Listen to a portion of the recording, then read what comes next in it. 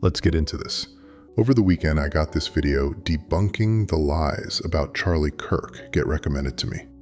Now, I'm open to hearing other viewpoints about things, so I started watching. Within 5 minutes, there was so much disingenuousness and obfuscation that I stopped it and started making this video. I may not go through the entire thing, so go watch it for yourself if you're so inclined. Someone like Charlie Kirk is oftentimes called racist and homophobic, yet he's one of the main reasons this YouTube channel that you're watching right now even exists in the first place. He knew the young gay black Amir in 2018 and strongly advocated him to be more vocal online and spread his thoughts and to always seek the truth. I'm not going to discount Odom's personal story here. He seemed to have positive interactions with Kirk. However, I would disagree very much that all Kirk advocated for was seeking out the truth.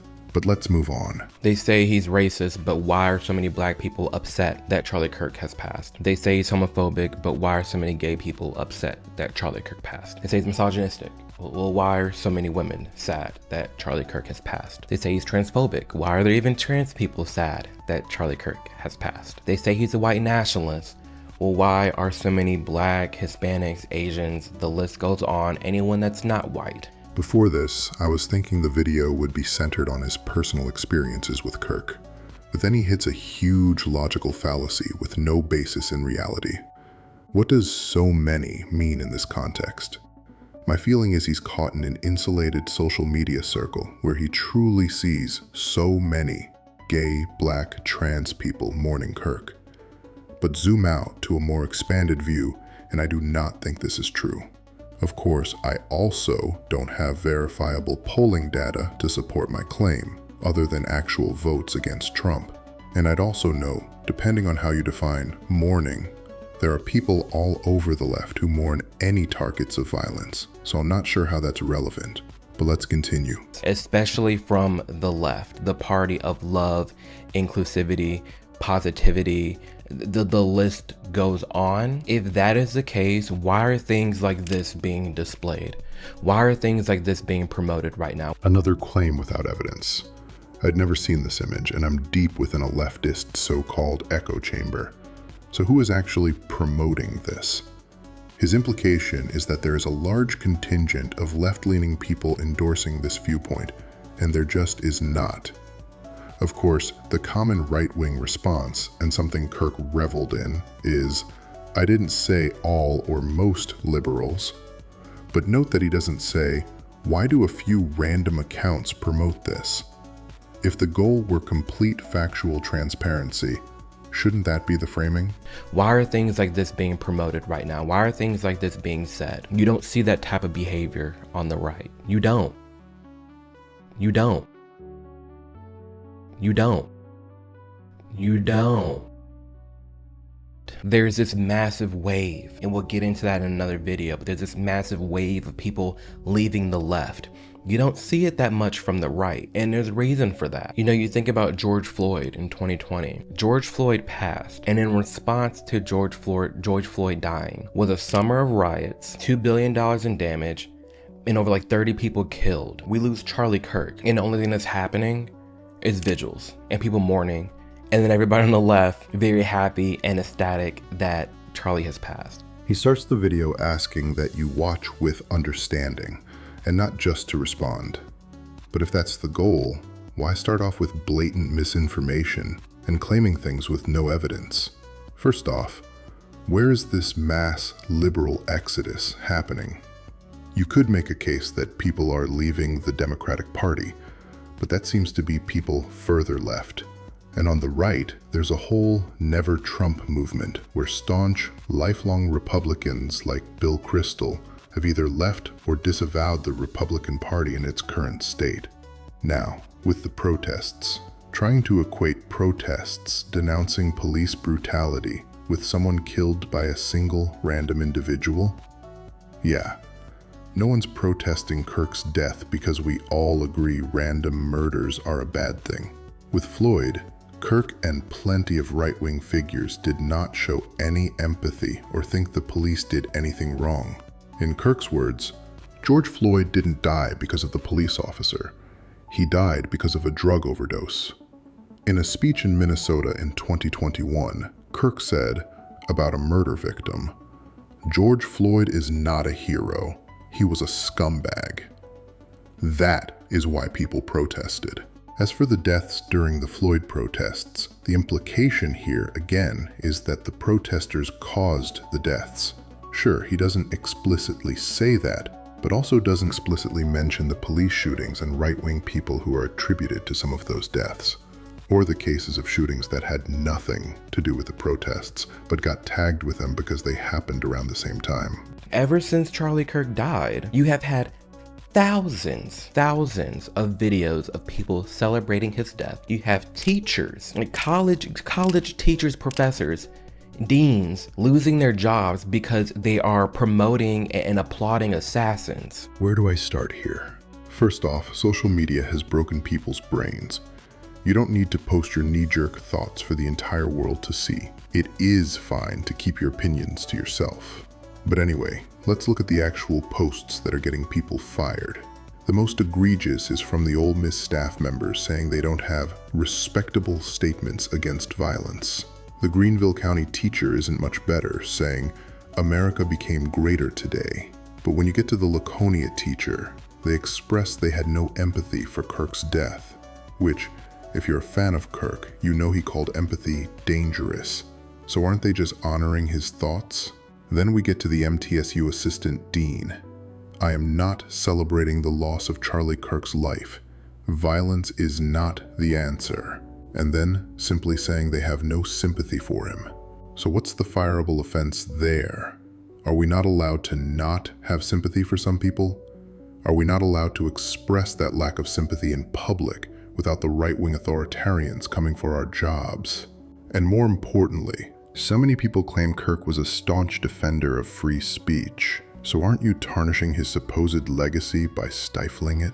But then what's interesting, listen to how he describes the Minnesota political murders. Yet the right didn't have that energy when a Democrat died. One mainstream Republican, I believe, did or said some harsh things. But again, it wasn't to this caliber. It wasn't at this level. He's talking about a sitting U.S. senator, not a random private citizen, and maybe some harsh things.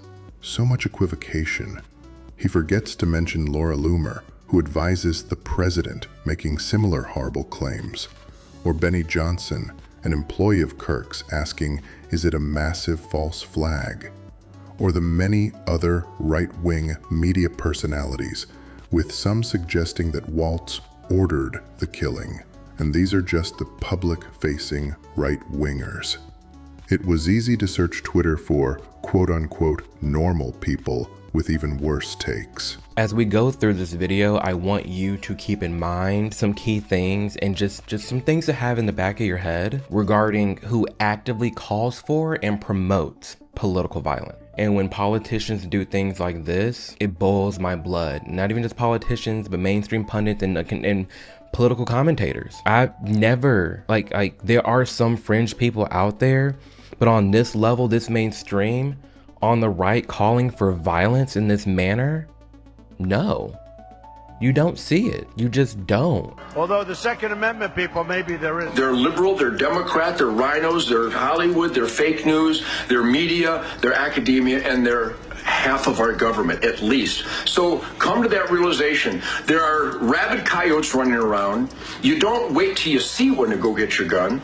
Keep your gun handy, and every time you see one, you shoot one. It's a war on this country. It's a war on our values. Seen as the emergence in a very weird way of a brown shirt party, to use the term for the people who in Weimar Germany went out and literally dominated the streets by brute force. That's a demon I will take down or I'll die trying. What's the matter with violence? You need violence. Kill them all and close Gizmo. That's fine. What happens, Wolf Blitzer, when somebody pumps rounds into your little pumpkin head? I'm thinking about killing Michael Moore. And I'm wondering if I could kill him myself or if I would need to hire somebody to do it. Killing people is easier than cooking dinner. I'd like to punch him in the face, I'll tell you. I'm happy just frankly to see him curb stomped. I mean, let's be real about it, Grant. There's a new generation of right here, and we're starting to punch back. Right, and we're getting physically violent when they get physically violent, and it's totally shocking both the right and the left, but sorry, it's the only solution. Fight this violence of lies with the clenched fist of truth. Knock the crap out of them, would you? Seriously. Psychotics in the Muslim world, they say, oh, there's 1 billion of them. I said, so kill 100 million of them. Then there'll be 900 million of them. I mean, would you rather die? Would you rather us die than them? I mean, what is it going to take for you people to wake up? Excuse me. I said, please don't be too nice. On the right calling for violence in this manner? No. You don't see it. You just don't. If you don't see it, it's because your eyes are closed. If you want to make the case that violent rhetoric needs to be toned down, you need to start with the president.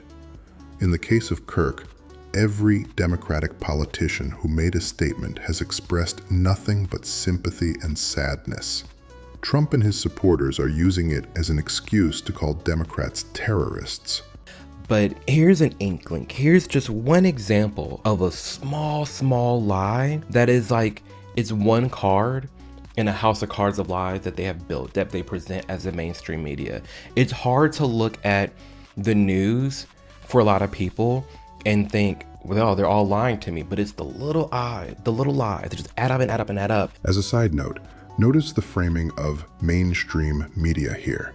If we're being honest, Fox News is the mainstream media. But going on. The quote that I'm going to pull up is from advocate.com, and the title is "Reactions to Far-Right Activist Charlie Kirk's Death Pour In Across the Political World." And they have a section here. Glad stressed the extent to which Kirk and Turning Point USA promoted anti-LGBTQ+ narratives. The group highlighted Turning Point College's campus campaigns featuring speakers such as Riley Gaines, Chloe Cole, and Pastor Jensen Yu, who regularly spoke against transgender people. You guys, Chloe Cole's trans. First, I would argue that The Advocate and GLAAD are not mainstream media. But also, Chloe Cole is not trans. There are plenty of podcasts and videos about this issue, but the fact is, she went through a painful ordeal. No one doubts that. But her case is an outlier, and the benefits of gender-affirming care, which, by the way, includes non-trans people too, has been seen by many. Truth matters. Context matters, and I hope that you walk away from this video with at least a more open mind and understanding on why so many people genuinely love the things he had to say. Yes, context does matter. And 10 minutes into the video, there is little, if any, context. I was planning on just discussing the intro section, but I ended up continuing into his first 2 sections. So let's see. You will never live in a society when you have an armed citizenry and you won't have a single gun death. That is nonsense. It's drivel. But I think it's worth it. I think it's worth to have a cost of, unfortunately, some gun deaths every single year, so that we can have the Second Amendment to protect our other God-given rights. That is a prudent deal. It is rational. And this is important because it's a clip that's kind of like a gotcha. Well, Charlie called for this. He asked for this. No, he did not. There's a strong difference between advocating for gun rights because you can protect yourself, but your personal safety, and also from a tyrannical government, versus the right for mentally ill people to commit political assassinations. There's a major difference, and obviously there's some context that goes into that. He's not advocating for political assassins to take place. He's not advocating for crazy people to just go out there and be shooting people willy-nilly. No. I'll start by saying I'm glad he's showing the entire clip, but he's making wild claims about how others are characterizing the clip. No one is saying Kirk advocated murder, but he clearly accepts them as an inevitability and is justifying them happening.